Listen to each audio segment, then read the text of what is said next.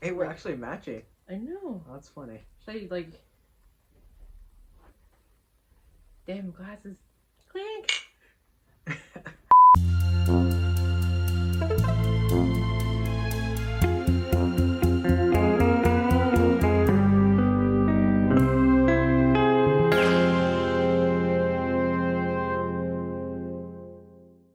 Hello.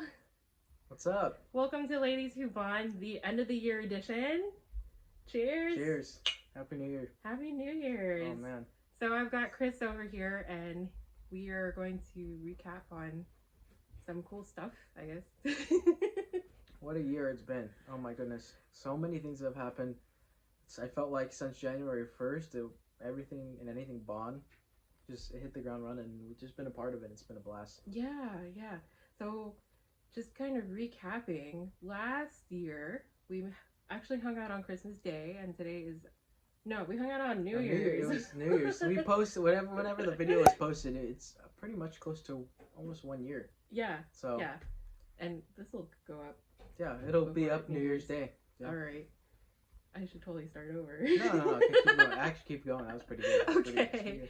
So, it's been a crazy year because, like, before we had never met, and then we met last year, and then now it's been a full year, and we started reflecting and thinking, oh, we should totally do another video and recap on everything that we've done, and then we'll go from there. So, Chris, yes. How has 2021 been for you? Oh, well, like I said, I felt like this year in particular, because of all what happened last year and all the fun Bond goodies that we got this year, it's just been so jam packed with so many Bond goods and content and meeting new people online. So honestly, altogether, I felt like this year was truly a year for Bond and just the Bond community.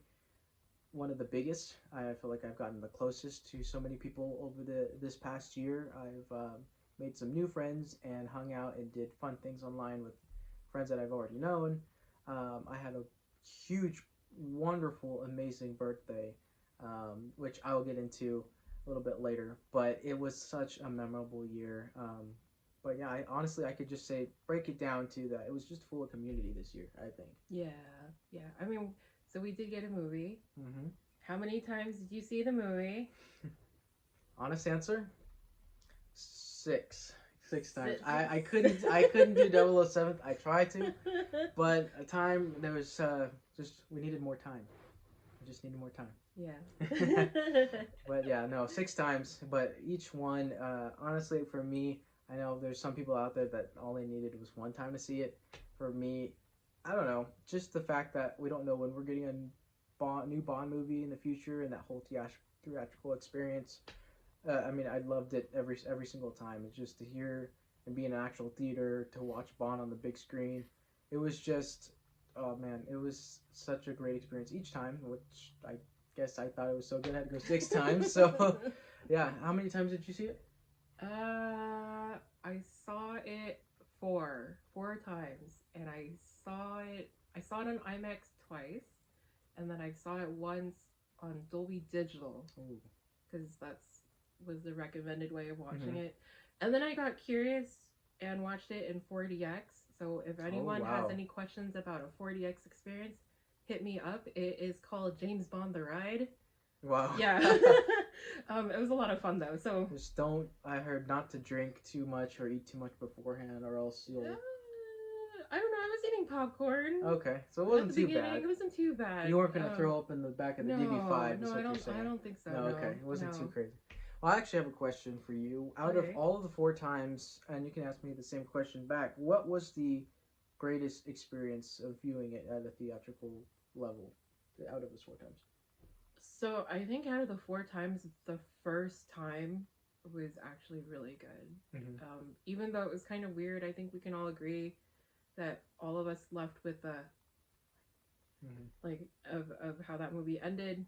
But I think the first time, just because we hadn't had a movie in so long and we'd been waiting for a movie for a long time, and then going into, like, I saw it in IMAX and it's beautiful in IMAX, and then I sat next to a stranger who was like, "Oh, I'm a big Bond fan. I'm excited for this movie." And I was like, "Oh, I'm a Bond fan too." And he's like, "That's nice." Until we started talking about stuff, and then I started talking about the Peterson exhibit that's going on right now. And I said, "Oh yeah." He asked me, "Oh, is the Lotus over there?" I'm like, "Yeah, it's there, and it's in nice condition." And he's like, "Oh, you really are a Bond fan." So, having that bonding with a stranger and a Bond fan was I think elevated my movie going experience.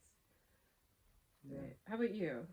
Okay, so yeah, like I said, 6 times it was a lot, but honestly, and I had the absolute honor of going to see it for the press release, as you guys may have seen, many people in the Bond community It's okay. I'm fine.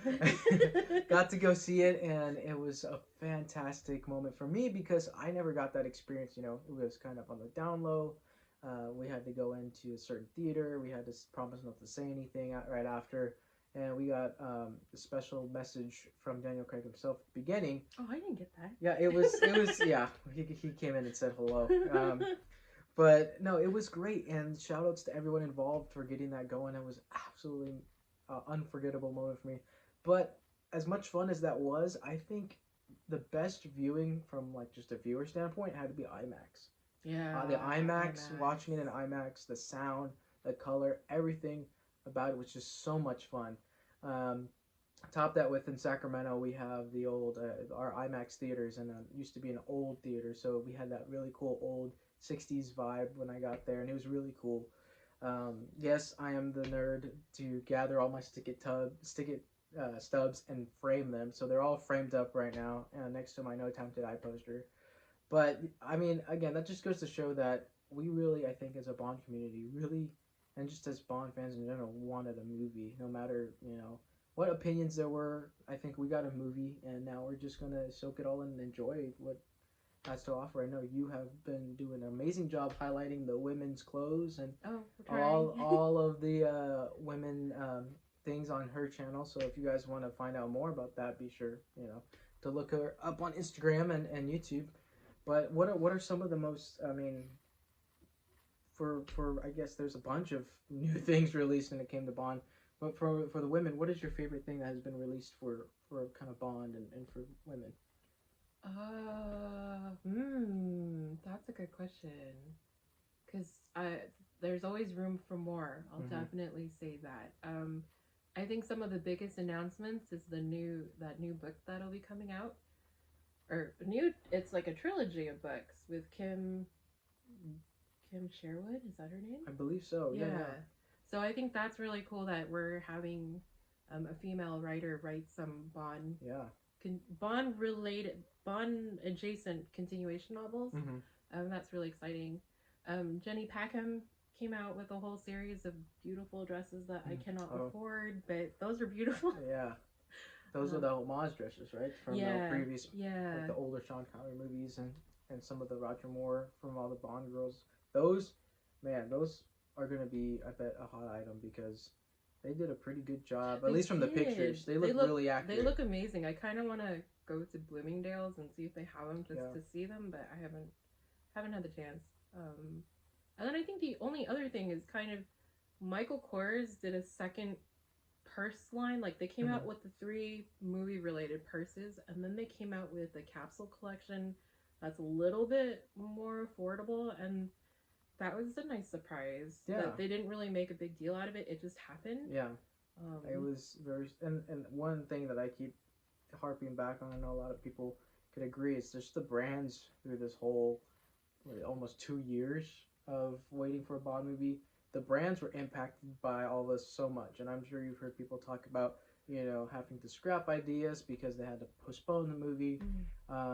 But everything that the brands have done for us fans, it just goes to show how much they care and how much they listen, and it's really something when you franchise so big as Bond still can come back in and hang out and be one of us, be a fan, and that's one of my things that I've noticed from the fans throughout this whole 2 year gap or 2 year making No Time to Die. But so, is there any places or any different like exhibits that you got to go check out and meet individuals or whatever like that you can remember that you enjoyed this year? Yeah, so this year, actually, there were quite a few this year. Yeah. Starting off with the Leica behind the scenes photo exhibition, and I was lucky and was able to receive tickets to go and invited Thomas, Fleming Never Dies, to come along. And he's been on a whole world journey, but he's finally settled into California, and it was the first time we had the opportunity to meet in real life. So that was really exciting. That video you did and you put out of kind of walking us through the whole exhibit was awesome because I was so close to me. I mean, but of course life gets in the way. I really felt like I was a part of the whole experience thanks to Jocelyn. So I'll make sure to link it in the description so you can see, or I'll post something up here where you guys can check it out. It's really good and in depth. Also, too, the Bond in Motion, right? That's right. So I got to go to Bond in Motion over at the Peterson Automotive Museum, also in LA, and that was an experience. That was a lot of fun. It was a ticketed event. That was a opening, like an early preview of the exhibit, and they had a lecture, and then there was a bunch of Bond people. I heard there's a few Bond girls. There were a few Bond girls, so that was a lucky surprise. And I got to take pictures with some of them. They're so nice, very gracious. Again, so jealous. I'm kind of hoping there'll be some special events for the 60th anniversary. Yeah. I mean, I know we've been in talks about maybe getting something together where we all make another meetup at that museum. You know, for me again, it's not too far. I know we've been wanting to do a West Coast kind of big gathering, if you will, for a while, and I think now that Bond in Motion is here, it would be a great opportunity. So I don't know, something to think about in the future. Definitely, I'd love to do it this year, maybe this summer sometime. Well, yeah, so. We have until October. That is true. Okay, so we'll have to make this happen. Okay, we'll make it happen. We're gonna make it happen. You heard it here, folks. We'll make it happen. But yeah, any last closing thoughts about some of the highlights of this year when it comes to Bond and just everything in the community in general? So I know last year was all about discovering community. I think like that was the first time like we really got to connect and we finally got to meet. But just spending all the time like on Zoom chats and like us kind of being isolated and have no one to talk to and interact with and share our passion for Bond. I think we spent all last year just kind of putting out those feelers and everyone kind of bonding. And I feel this year, now that we've learned to manage with COVID, that we have taken the extra steps and understanding the risks, but the opportunities have opened for us to get together. Oh yeah. So there has been like being able to meet Thomas was an opportunity. I was lucky and David Zrisky was out here for a few days and I got to meet him. Yeah. And Elma of Dress to Kill podcast, like we had a chance to meet earlier in the spring and was it the summer? Earlier this year. And then like your Vegas trip, like we met a lot of people there. Oh, that's a story. Don't worry. Stay tuned. But yeah, I agree. I think this year has been not only full of Bond, but again, community. It's just the one word that comes to my mind is that we celebrated, and I think we celebrated, and we're going to continue to celebrate in big ways. But I mean, that being said, this is part one, by the way. This will be on Jocelyn's channel. So we're starting off this year with making sure you see part one on our channel. Yep, and then just when you are finished with this one, come to my channel. We'll continue the conversation in part two. But yeah. Yeah. Until then, like, thanks, Chris, for always supporting my channel. Oh, and always. For all of you who follow me and comment and share all of the Bond goodness. I appreciate it with Ladies Who Bond. So, until then. We'll see you guys. See you over there. Come on over here. Cheers. Cheers.